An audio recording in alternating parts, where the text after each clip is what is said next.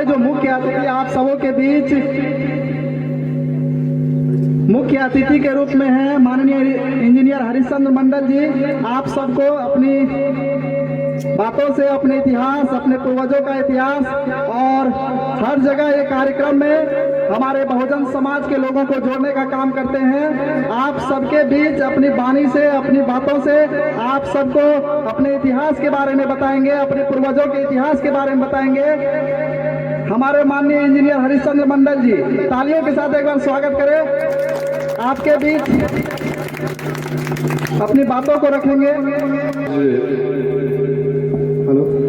648वीं जयंती बोधिसत्व संतों की शिरोमणि गुरु रविदास साहब की जयंती के अवसर पर आज हमारे डॉक्टर साहब, निराला जी और तमाम मुखिया जी, सरपंच साहब और हमारी माता एवं बहनें, ग्रामीण भाइयों, मैं ये बताना चाह रहा हूँ कि मध्यकालीन भारत में बहुजन महापुरुष एवं संतों का आंदोलन भक्ति का नहीं मुक्ति का आंदोलन था। अब मुक्ति का आंदोलन किससे मुक्ति का आंदोलन था?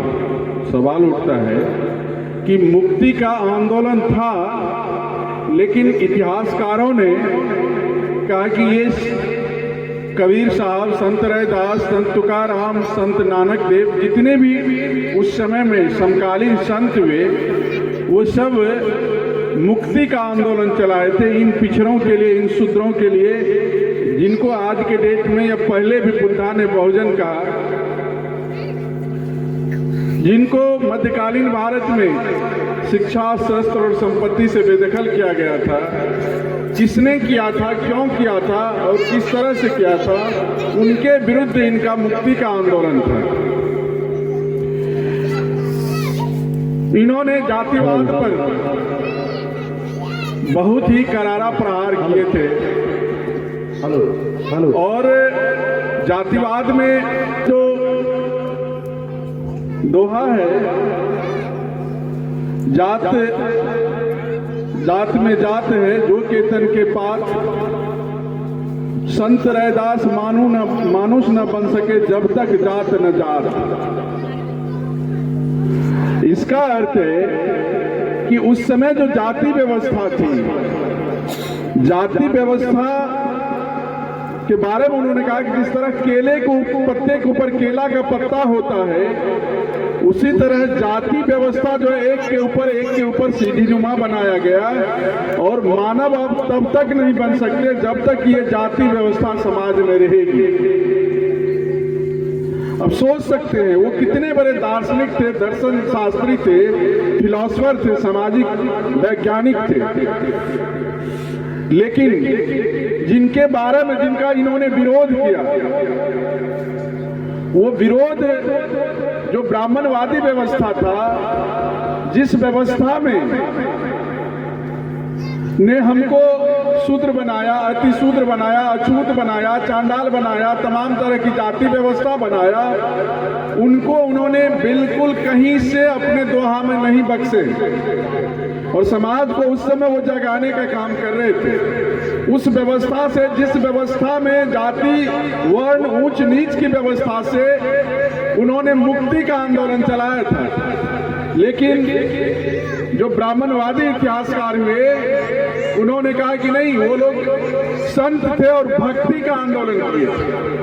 हम लोग क्या है, जजमान हैं। हम लोगों को क्या कहा जाता है उनके द्वारा, मतलब मैं जज हूं, तुम मानते रहो, तुमको पढ़ना नहीं है, तुमको जानना नहीं है, मैं जो कह रहा हूं उसको मान लो। तो इसीलिए संत शिरोमणि रविदास साहब ने कहे कि जाति व्यवस्था जानवरों में होती है, इंसान में नहीं होती है। आप आज भी किसी से पूछते हैं बच्चे, आज भी आप किसी से पूछते हैं कि आप किस जाति से हैं, उसको बताना पड़ता है। और जबकि हम लोग पढ़े लिखे हैं, और जब आप बायोलॉजी पढ़ेंगे, जीव विज्ञान पढ़ेंगे, मानव विज्ञान पढ़ेंगे, तो इंसान की जाति प्राणी जगत में होमो सेपियन सेपियंस है। इंसान में जाति नहीं होती। अगर जाति होती तो किसी चमार का ब्लड ग्रुप अगर मिल रहा है यादव से, तो आप जाके यादव को ब्लड चाहिए तो वो ये नहीं कहता कि मुझे यादव का ब्लड चाहिए, वो कहता है कि मुझे ओ पॉजिटिव की जरूरत है, मुझे ओ पॉजिटिव चाहिए। अगर किसी ब्राह्मण को ब्लड की जरूरत पड़ती है तो वो ये नहीं कहता कि मैं ब्राह्मण हूँ, ब्राह्मण का ब्लड दीजिए। किसी मुसलमान को अगर ब्लड की जरूरत पड़ती है तो वो ये नहीं कहता कि मैं मुसलमान हूँ, मुसलमान का ब्लड चाहिए। वो ब्लड ग्रुप बताता है, 4 ग्रुप होता है इंसान के ब्लड में। लेकिन उन्होंने जानवरों की व्यवस्था इंसान पे थोपी। किसने थोपी? किसने वर्ण बनाया, जाति बनाया, ऊंच नीच की व्यवस्था बनाई? ब्राह्मणों ने। इसीलिए उन्होंने कहा कि पूजिए चरण चंडाल के जो होवे गुणहीन। अगर कोई पूजिए चरण चंडाल के जो होवे गुण प्रवीण, पूजिए न चरण ब्राह्मण के जो होवे गुणहीन। अगर कोई ब्राह्मण भी है जन्म से, लेकिन उनका कर्म अगर वो गुणहीन है, चरित्रहीन है, उसका पूजा मत कीजिए। लेकिन एक चंडाल है जो चरित्रवान है, रूपवान है, ज्ञानवान है, उसकी पूजा होनी चाहिए। आदमी कोई भी हो, वो कर्म से ऊंच और नीच होता है। लेकिन ब्राह्मणवादी व्यवस्था में जब आप आज भी मनुस्मृति पढ़ेंगे, जिसको बाबा साहब ने 25 दिसंबर 1927 को जलाया, आज ये पोंगा पंडित लोग फिर से उस व्यवस्था को लाना चाहता है, जिसके विरुद्ध में हमारे संतों के शिरोमणि बोधिसत्व गुरु रविदास साहब ने जिसके विरुद्ध आंदोलन छेड़ा था मध्यकालीन भारत में, वो आज भी प्रासंगिक है। लेकिन हम इनके बारे में सही बात तो जान ही नहीं पाए हैं, हमारे लोग तो जान ही नहीं रहे हैं। तो अब ये हम इनको पूजा करने का मतलब है कि इनके विचारों की पूजा होनी चाहिए। जब हम इनके विचार जानेंगे, उस रास्ते पे चलेंगे, तब हमारी मुक्ति मिलेगी। आज देखे होंगे कुंभ में हजारों लोग मर गए, हजारों लोग मर गए। इन्होंने उस समय कहा था, आज से 650 वर्ष पहले, मन चंगा तो कठौती में गंगा। और आज विज्ञान युग में हम जान रहे हैं कि कहीं का भी पानी हो, वो 2 मॉलिक्यूल हाइड्रोजन और 1 मॉलिक्यूल ऑक्सीजन को मिलकर बनता है।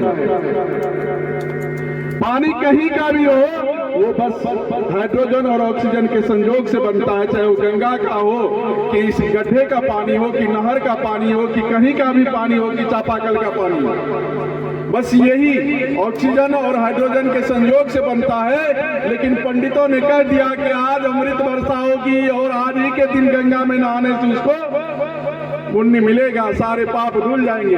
हमारे जजमान ये शूद्र, अति शूद्र, ये पिछड़ी, अति पिछड़ी, ये सब जो है चले गए पुण्य कमाने। और मोक्ष को एक शास्त्रिया है, वो कहता है कि मोक्ष मिल गया उसको। ये सोचने की बात है कि जब कोई नेता जाता है, कोई वहां सो कॉल्ड तथाकथित बाबा जाता है, तो सब हट जाता है ताकि उसको परेशानी ना हो। लेकिन वो लोग सोए हुए उस पर चल देते हैं, रौंद देते हैं, मर जाता है। बताइए कहां गया मानवता? उस समय में, जिस समय में 12वीं शताब्दी में नालंदा विश्वविद्यालय को जलाया गया, विक्रमशिला को तहस नहस किया गया, औदंतपुरी अवंती को तहस नहस किया गया, ये सब के सब विश्वविद्यालय आपके पूर्वजों का था। आखिर आप कैसे निरक्षर हो गए, ज्ञानहीन कैसे हो गए? किसने लिख दिया तमाम ये ब्राह्मणवादी साहित्य में कि इनको शिक्षा लेना, ज्ञान लेना पाप का काम है? औरत को तो इंसान समझा ही नहीं गया। वो तो बाबा साहब ने संविधान लिख दिया, आर्टिकल 15 लिख दिया कि धर्म, जाति, लिंग, वर्ण के आधार पर आप विभेद नहीं कर सकते हैं। आज महिला, इस देश का विधवा महिला राष्ट्रपति है, उसमें भी आदिवासी महिला। ये तो धन्य है बाबा साहब का संविधान, जहां आज हम इंसान हैं और ये माइक पे बोल रहे हैं, नहीं तो हम लोगों को बोलने का अधिकार भी नहीं था।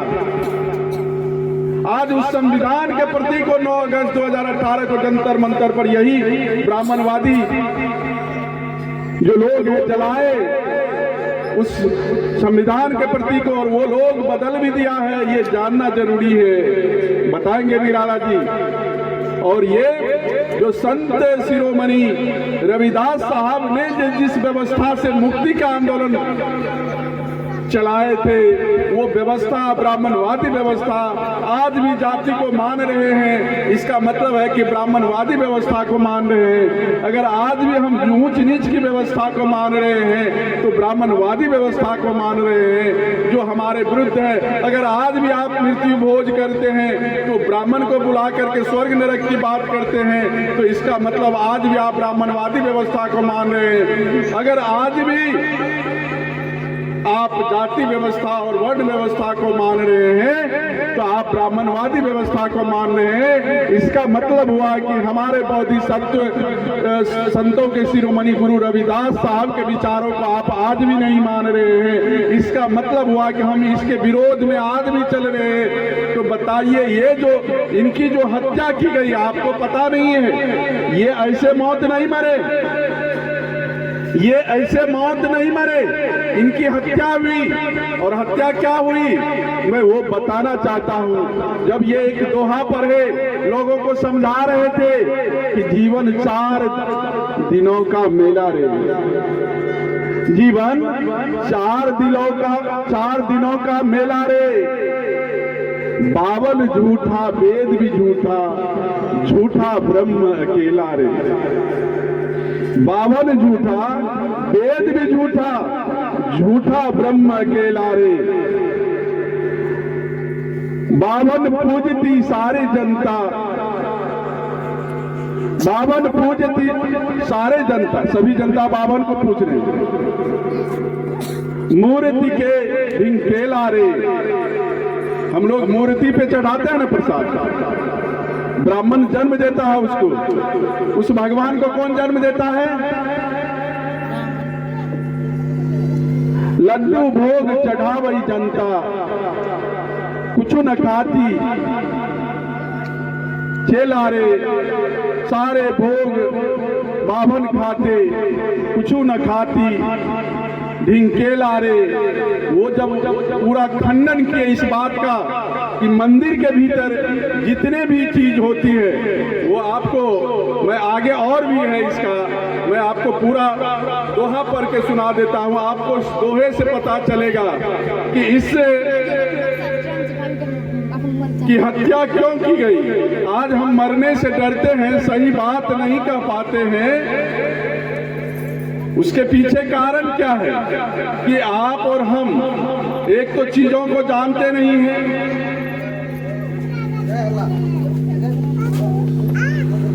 जीवन 4 दिवस का मेला रे। 52 झूठा वेद भी झूठा, झूठा ब्रह्म अकेला रे। मंदिर भीतर मूर्ति बैठी, पूजते बाहर चेला रे। लड्डू भोग चढ़ावती जनता, मूर्ति के ढिंकेला रे। पत्थर मूर्ति कुछो न खाती, पत्थर मूर्ति कुछो न खाती, खाती 52 चेला रे। जनता लूटती 52 सारे, सारे जनता को कौन लूटता है? जनता लूटती 52 सारे, प्रभु जी देती न अधेला रे। पुण्य पाप या पुनर्जन्म का 52 दिन खेला रे। स्वर्ग नरक वैकुंठ पधारो, गुरु शिष्य या चेला रे। जीवन 4 दिवस का मेला रे।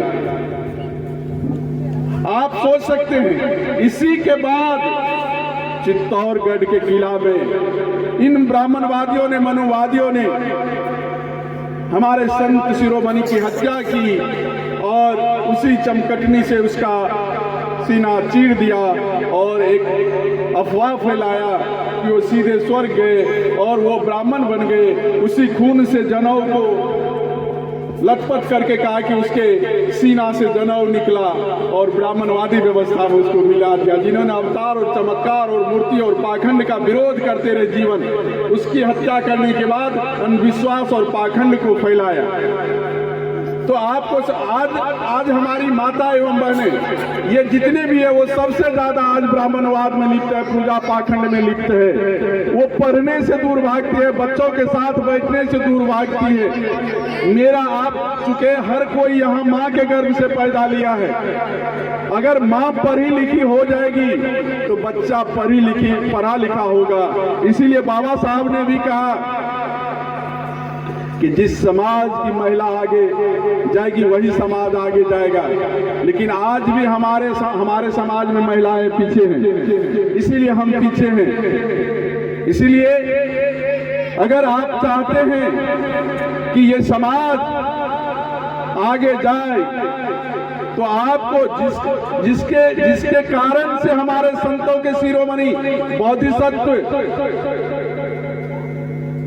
हमारे शिरोमणि रविदास महाराज का जो हत्या हुई, तो आपको, अगर हम उनके संतान हैं तो हमारा क्या फर्ज बनता है